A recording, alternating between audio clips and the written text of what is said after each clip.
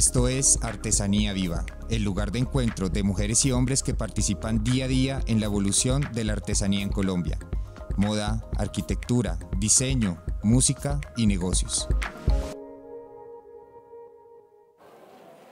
Seguimos aquí en La Troja Radio Digital desde Expo Artesanías, una cabina que comparte espacio con Rueda de Saberes, escenario donde presentamos música, conversaciones, diálogo y demostraciones de oficio. El valor de los artesanos y las artesanas trabajando con sus materias primas, con sus herramientas y revelando todos esos secretos que están detrás de cada pieza, que no son tan visibles, pero es la oportunidad que desde hace 31 años está brindando Artesanías de Colombia, feria tras feria. El reencuentro, el Volvamos a lo Nuestro de 2021, definitivamente aglutina y responde no solamente a la realidad pospandémica, que resulta muy aburrido ya hablar así, pero es inevitable entender que este es un verdadero reencuentro. Volvamos a lo nuestro. Aquí estoy reunida en la mesa de La Troja Radio Digital con Dominique Rodríguez, del Mapa Artesanal. Buenas tardes. Buenas tardes, Rocío. Gracias por invitarme.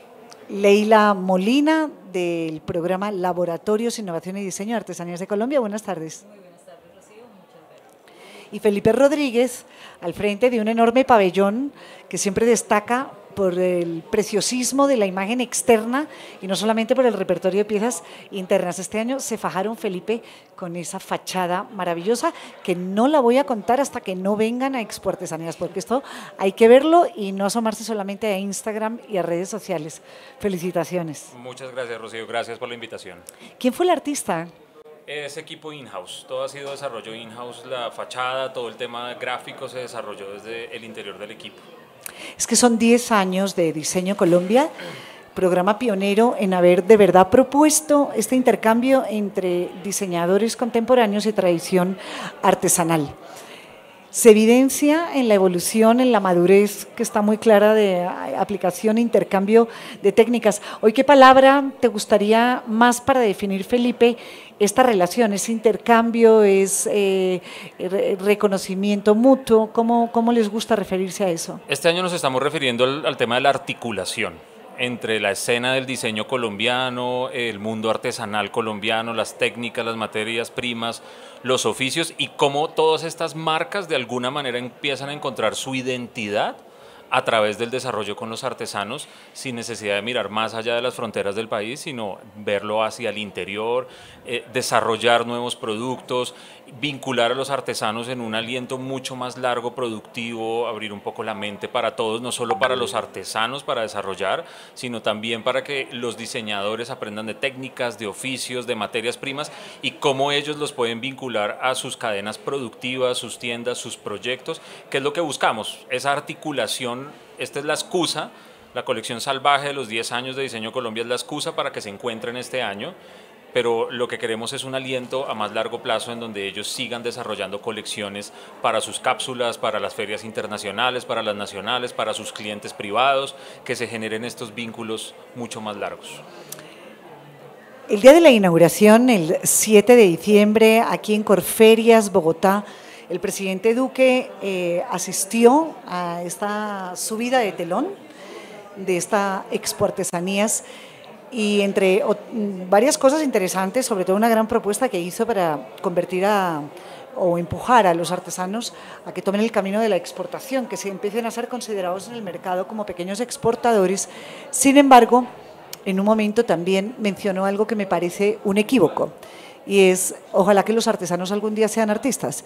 Y no lo digo por el presidente, yo creo que a mucha gente le pasa generar ese equívoco, es decir, que se está proponiendo que el artesano entonces no es suficiente ya de ser artista o que el sueño de todo artesano ha de ser artista.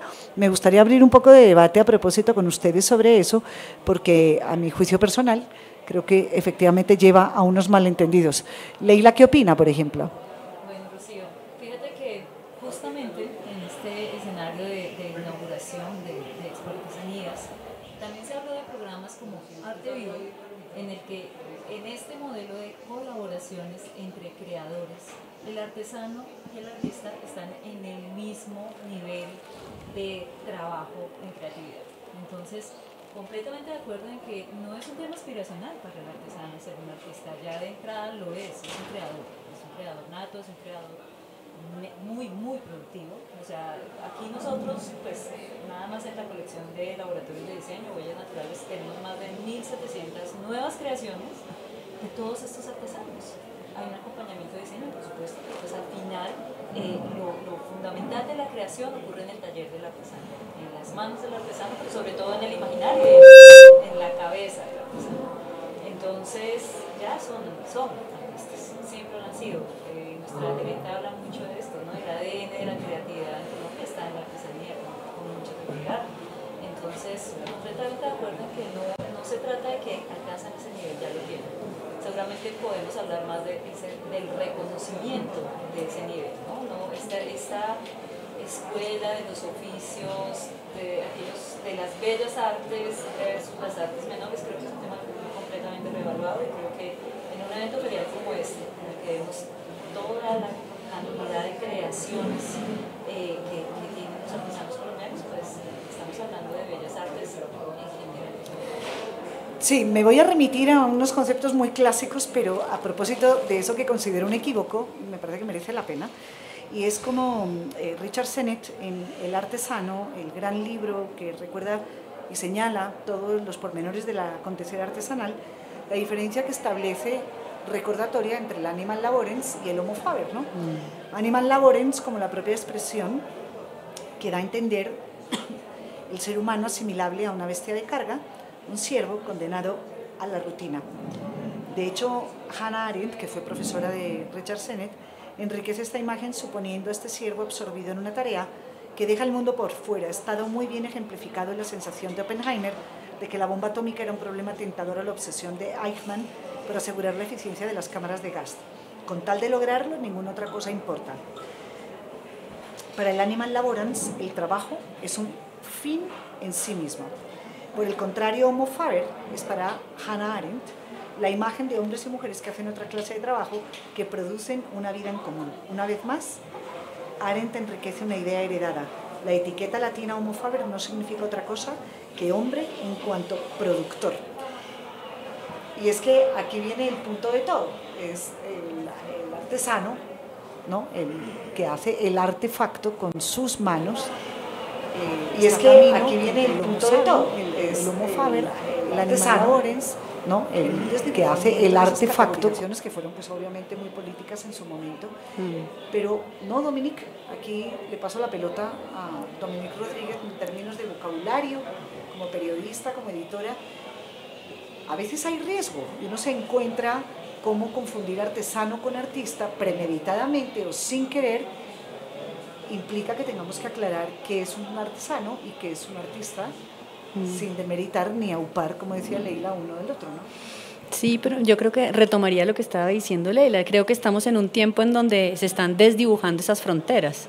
Justamente creo que por demasiado tiempo se trazaron fronteras, se trazaron unos límites demasiado radicales que creo que hoy en día en este universo muchísimo más horizontal y que además lo queremos así, está volviendo a equilibrar las cosas como creo que debería hacerse. Y un poco lo que siento viendo el tema artesanal y todo el trabajo que está acompañando el diseño con todas las historias de vida y de oficio que hay detrás de cada una de las artesanías. Creo que si tuviera que decir algo, diría que ese universo de límites y categorizaciones que generaron como esas divisiones que hoy en día estamos discutiendo en este instante, hicieron que empezáramos a ver la artesanía justamente con otros ojos, ¿no? Empezamos a dar un carácter ya desde un punto de vista más artístico, ¿sí? Entonces creo que esa mirada un poco académica que estamos tratando de quitarle en este momento ese revestimiento nos sirvió de alguna manera para llegar a darle el lugar que hoy tiene la artesanía ya en un sentido muchísimo más artístico. Cuando uno habla con los artesanos, en realidad es que ellos esa diferencia no la sienten. Como lo decía Leila, ellos en realidad se sienten artistas. Uno habla con Jesús Ceballos del barniz de Pasto en Nariño y él dice: pues es que a mí esa diferencia no me hace ningún sentido. Es más propio de los artesanos rurales y semiurbanos, urbanos, que de los artesanos étnicos. No sé, en el caso de Felipe, usted cuando llega en sus reuniones anuales, reuniendo artistas justamente o a diseñadores profesionales y a artesanos, ¿siente que tiene que afinar, que tiene que ajustar y nivelar cargas, o en verdad eso es más natural de lo que uno piensa por fuera con el vocabulario?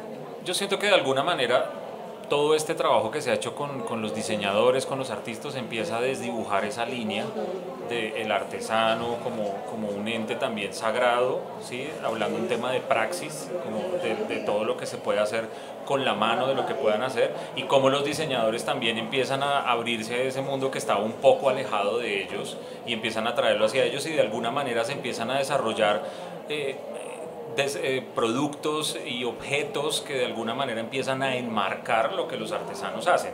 Toda esa parte de la praxis que ellos tienen en sus zonas rurales, con sus materias primas, ellos lo ven como algo cotidiano y lo ven como, pues no entiendo esa diferencia que usted me viene a traer ahora de acá, más urbana, más de nosotros, más de Occidente, y para ellos es muy normal.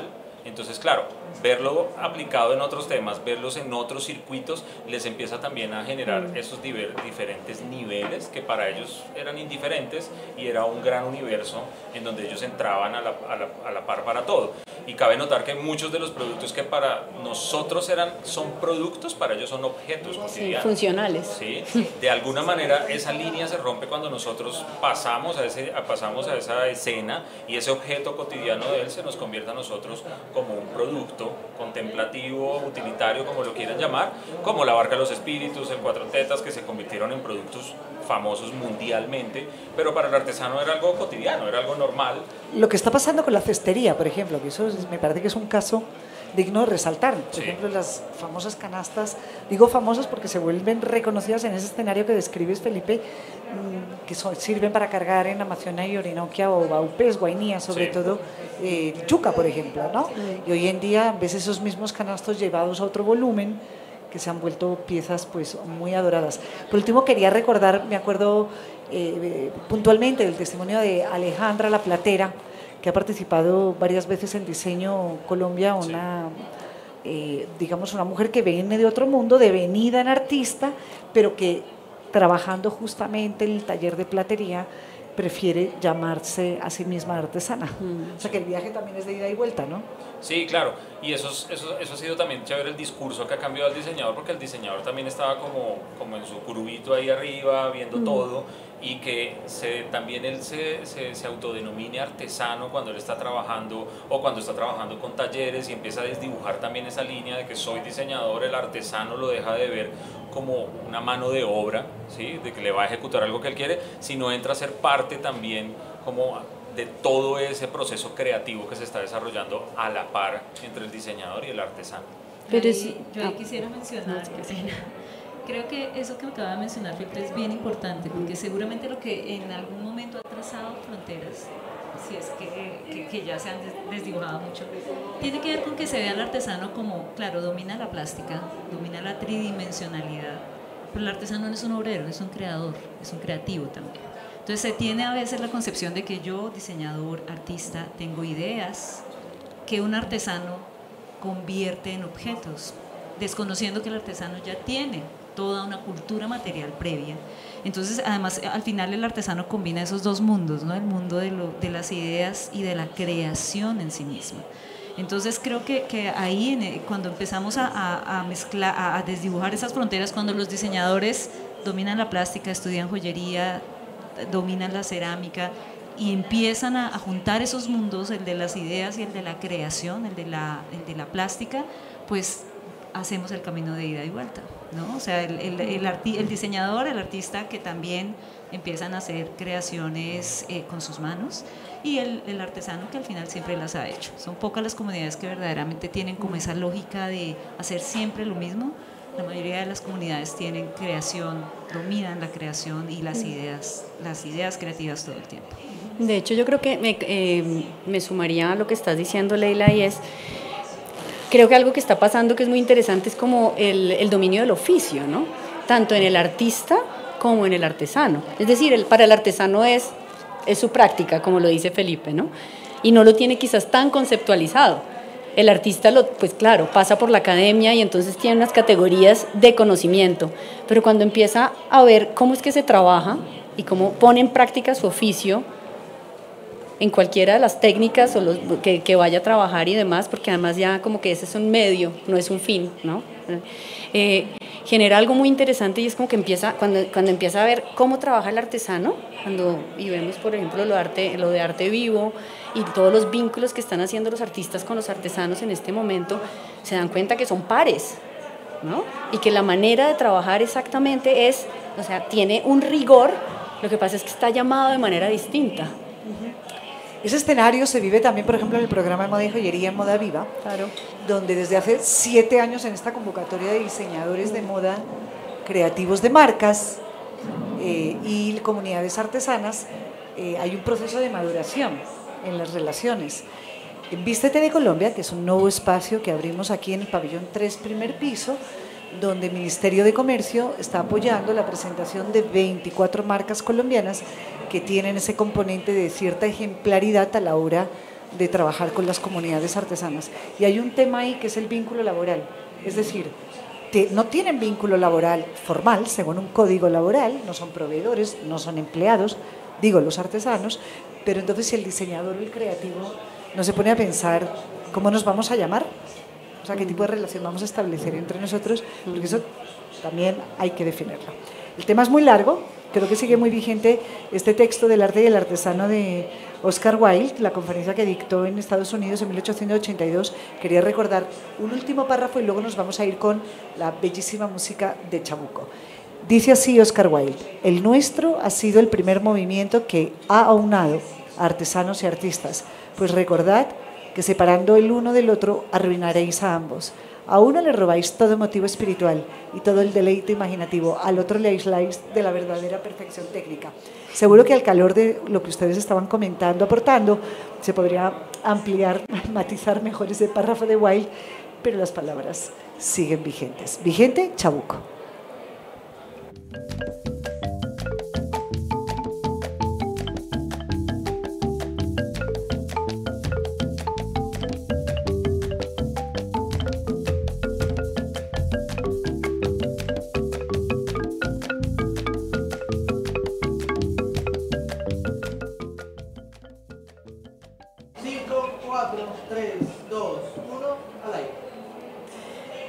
Tiempo de novedades en esta franja que hemos llamado Artesanía Viva en la radio digital de La Truja, porque las novedades tienen que ver con noticias que se suceden en la feria. Vamos a concentrarnos en las colecciones Salvaje, en la colección de Huellas Naturales, y vamos a hablar de entrada del mapa artesanal, que ese es un proyecto de envergadura. Dominique, unos adelantos alrededor del mapa.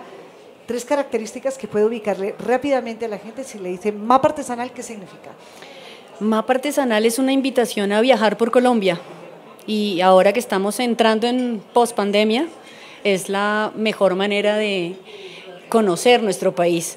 Entonces, Artesanías de Colombia diseña 12 rutas por el país para que vayamos a conocer cómo es que se hacen las artesanías, quién las hace y en dónde se hacen las artesanías de las que tanto estamos enamorados y tenemos en nuestras casas. Es ir al origen de esta pieza y viajar por Colombia y descubrir el paisaje cultural y artesanal del país.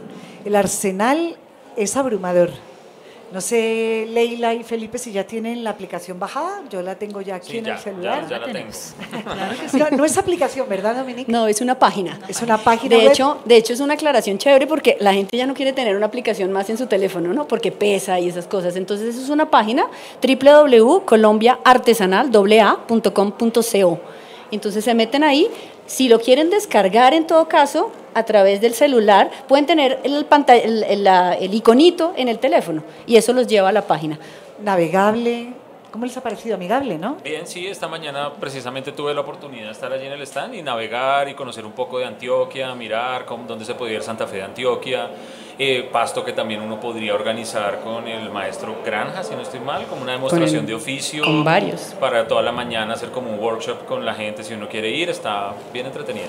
Yo creo que además este tema de visibilizar los grandes maestros de la artesanía colombiana es absolutamente era una deuda además que teníamos Sí. de tiempo, y qué bueno que la gente se pueda acercar a la artesanía de mano de sus grandes maestros. Creo que eso es de lo más interesante que tiene. De hecho, de eso se trata en realidad, de ir al origen, o sea, ir a la casa del artesano, al taller del artesano en su territorio, conocer su familia, ver de qué tradición tiene con el oficio artesanal, conocer además y valorar la artesanía.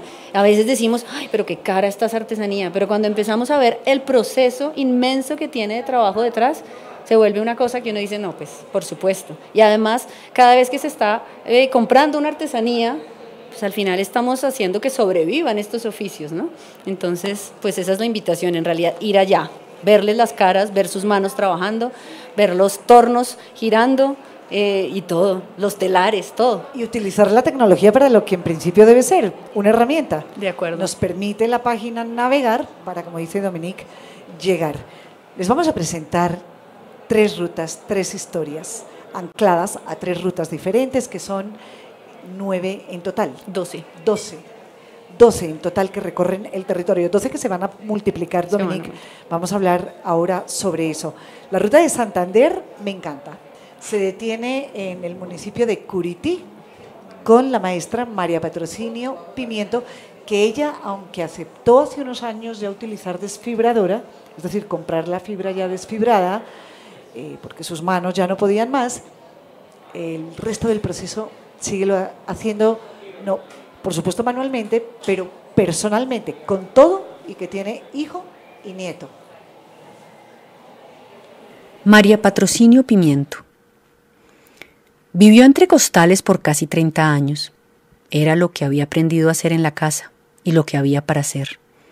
Pero como escarmenar la lana o abrirla no le gustaba, entonces aprendió a hilarla, a tejerla y a hacer madejas, oficios que la llevarían a explorar mucho más ese universo inmenso que es el tejido.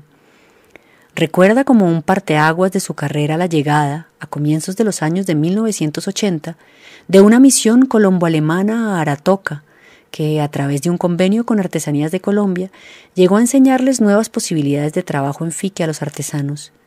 Pero los obstáculos se interponían, y aunque montaron una casa artesanal en Curití con 20 personas más, no lograron ponerla a marchar, así que regresó a la confección de costales. Sin embargo, la semilla estaba sembrada y no se dio por vencida, y se le midió a hacer mochilas y sombreros. Arrancó vendiendo fique que devanaba, ovillaba y metía en sus cañuelas, y que, por su excelsa calidad, empezó a llamar la atención de la gente. Y si la primera organización no había funcionado, la siguiente sí lo haría, juntando a un grupo de artesanos de Curití, Barichara y Mogotes. Se asociaron bajo el nombre de Areagua, nombre que ella todavía conserva y atesora, y que la hace hincharse de orgullo por haber logrado, gracias a sus manos, ganarse la medalla a la maestría artesanal. Su secreto es la tinturada del fique, una labor a la que le ha dedicado décadas para alcanzar la perfección.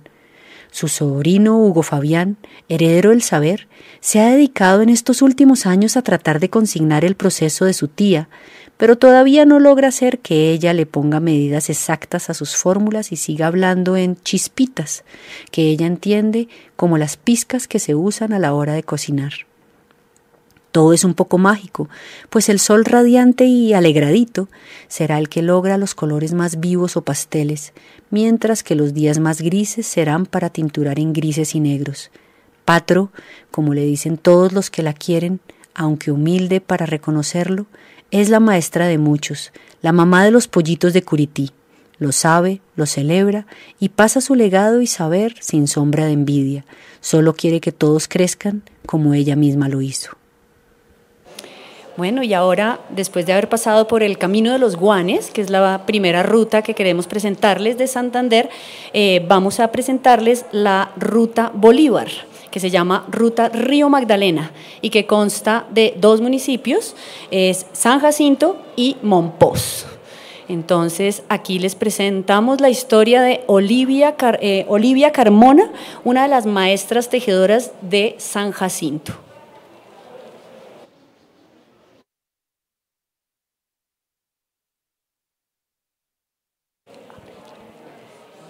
Qué fortaleza, ¿no, Dominique, la de las mujeres de San Jacinto?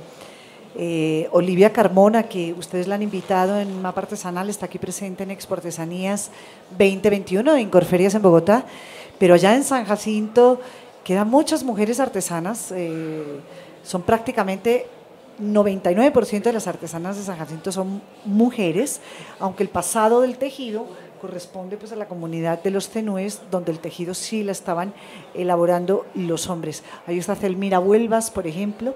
La mayoría de las mujeres con unas infancias un poco desgarradoras, hay unas historias de violencia familiar frecuentes en algunos de estos hogares de su infancia pasada, por supuesto, no en las del presente.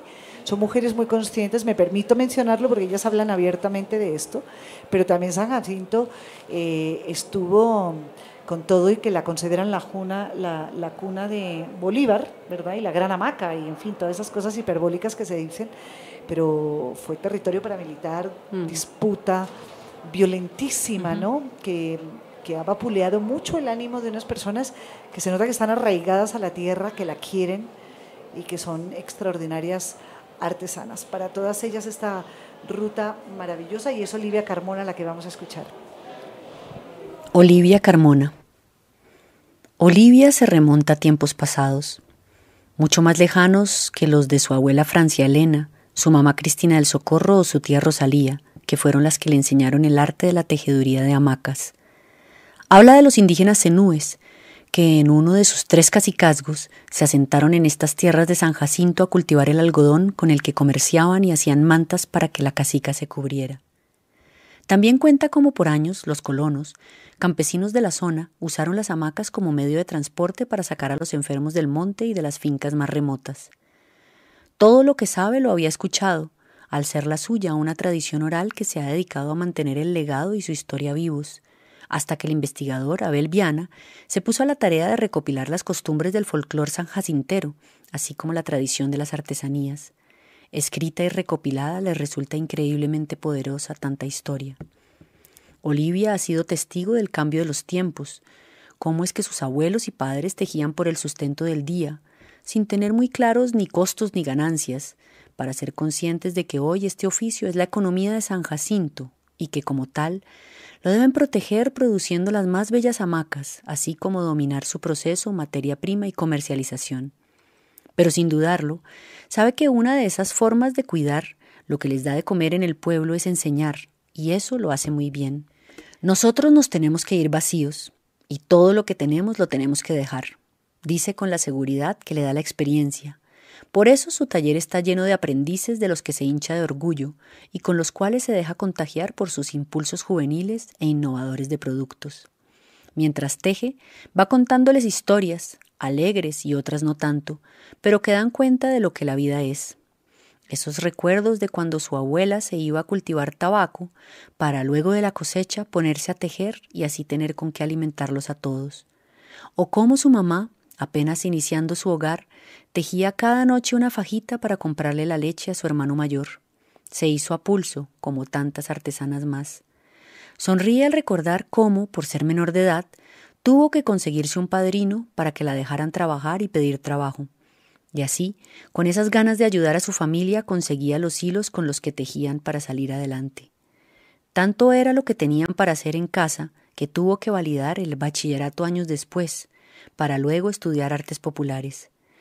Celebra que ya pasaron los tiempos tristes en los que los carros pasaban sin frenar por el pueblo porque daba miedo parar allí. Hoy, al revés, es una parada obligada y feliz, y colorida, ¿cómo no?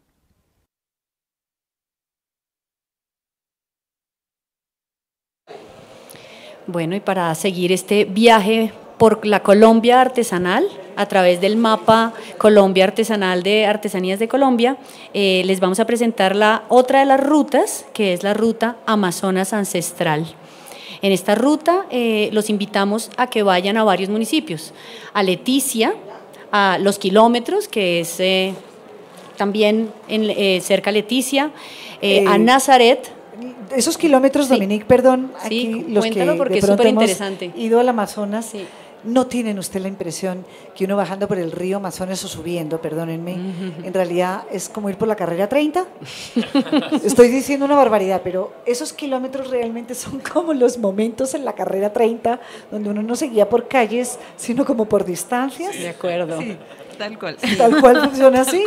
Bueno, esos son los kilómetros. Uno va en la canoa, en la lancha, por el gran río majestuoso que no tiene nada que ver con la carrera 30, era apenas una anécdota, pero efectivamente cada cierta distancia que corresponde a distancia geográfica real, está el kilómetro, tú estás en el 18 o en el 30 o en el 33, hasta que vas llegando al final del todo, que es Puerto Nariño.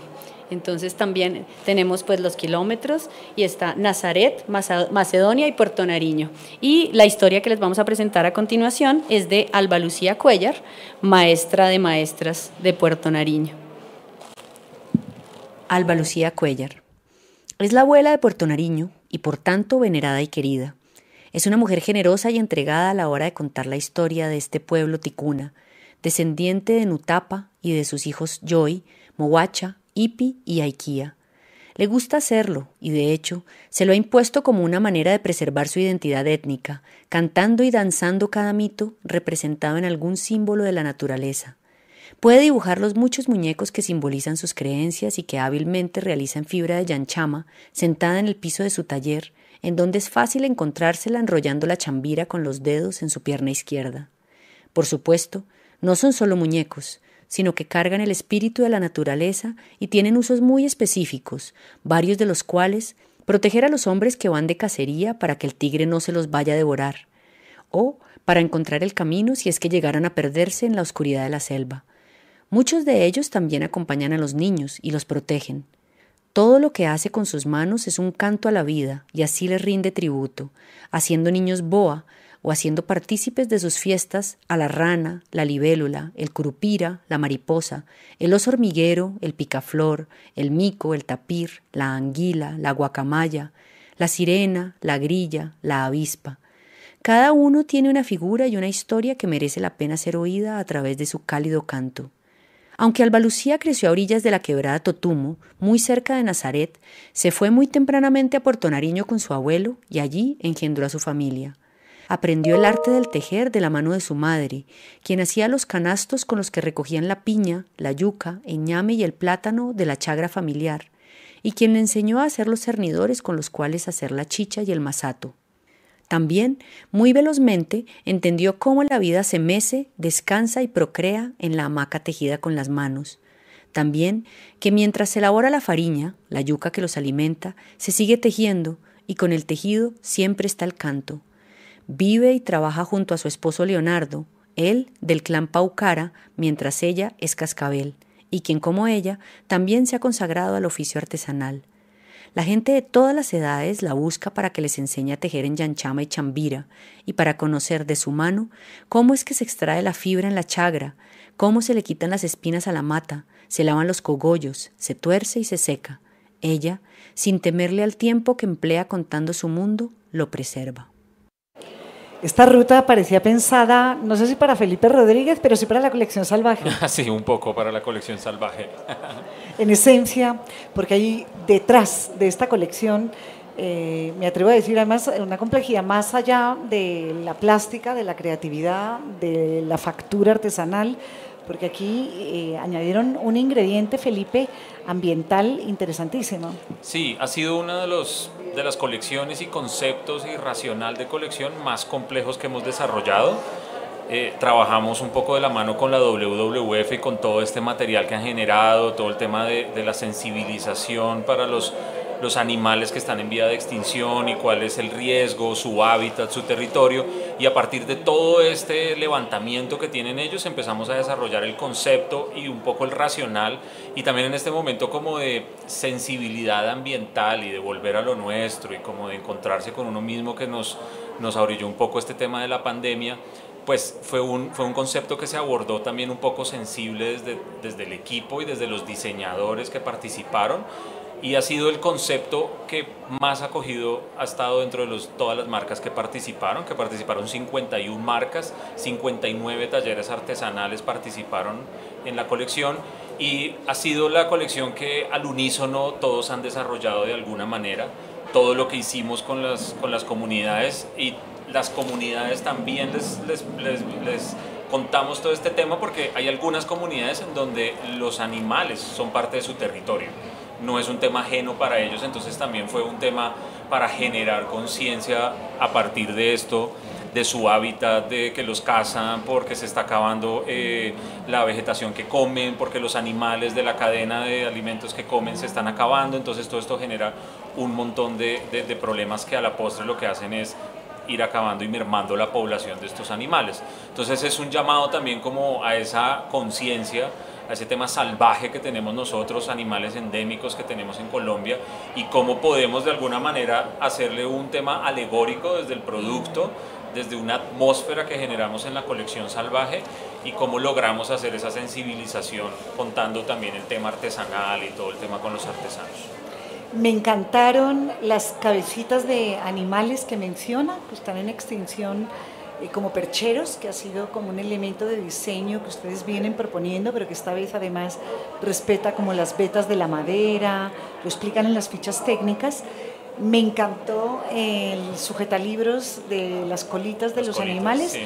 Pero me dejó pensando el tema de las vajillas, justamente por esa alegoría, porque es muy impactante saber que estás viéndole la carita al animal, el aspecto al animal en el fondo del plato.